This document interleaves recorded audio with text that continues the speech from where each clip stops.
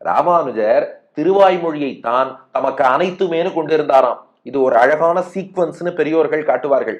நம்மாழ்வார் என்ன பண்ணார்? எனக்கு எல்லாமே பெருமாள் தான். உண்ணும் சோறு, பருகு நீர், தின்னும் வெற்றிலையும் எல்லாம் கண்ணன். நம்மாழ்வாருக்கு உண்ணக்கூடிய உணவும் பெருமாள் தான், பருகக்கூடிய நீரும் பெருமாள் தான், சுவைக்கக்கூடிய வெற்றிலையும் பெருமாள் தான். ஆளவந்தார் என்ன சாதிச்சார்னா, எனக்கு எல்லாமே நம்மாழ்வார் தான்.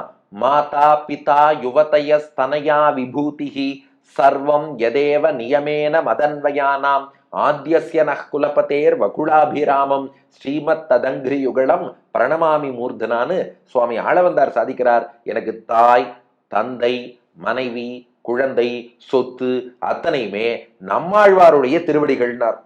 இப்ப ராமானுஜர் வந்தார், நம்மாழ்வார் பாடிய பாசுரம் திருவாய்மொழி இருக்கே, அதுதான் எனக்கு ஒரு பெரும் செல்வமும் தந்தையும் தாயும் உயர்குருவும் வெறிதரு பூமகள் நாதனும் அத்தனையும் எனக்கு திருவாய்மொழி தான் தரோம். அப்ப நம்மாழ்வார் எல்லாமே எனக்கு பெருமாள்னார். ஆளவந்தார் எல்லாமே எனக்கு நம்மாழ்வாரோட திருவடினார். ராமானுஜர் நம்மாழ்வாருடைய தமிழ் பாசுரங்கள் தான் எனக்கு எல்லாம் நாரா.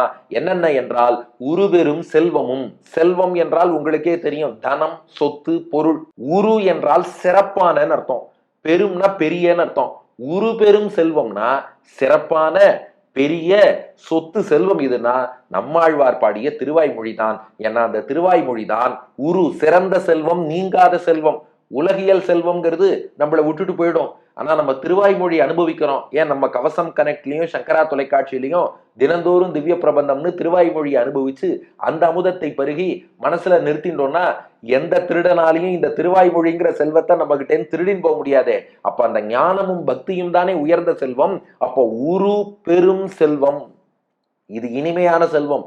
பணங்காசை வச்சுட்டு நாம அப்படியே கண்ணால பார்த்தெல்லாம் ரசிக்க முடியாது. பணத்தை வச்சுன்னு பொருள் வாங்குறதுனா வாங்கிட்டு போகலாம். அது ஒரு சிலர் பணத்தையே தலையணைக்கு கீழே வச்சு ரசிக்கிறவாள்லாம் இருக்கா, அதுல சுவை இல்லை.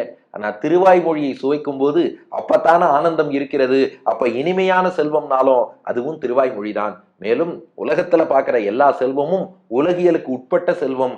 நம்மாழ்வாருடைய திருவாய்மொழிதான் உலகியலுக்கு அப்பாற்பட்ட அப்ராகிருதமான செல்வம். ஆகையினால உரு பெரும் செல்வமும், சிறப்பான செல்வம், பெரிய செல்வம், நீங்காத செல்வம், உலகியலுக்கு அப்பாற்பட்ட செல்வம், இனிமையான செல்வம், ஊரு பெரும் செல்வமும், சிறப்பான பெரிய செல்வம் அது எதுனா திருவாய்மொழிதான் என்றாராம் ராமானுஜர்.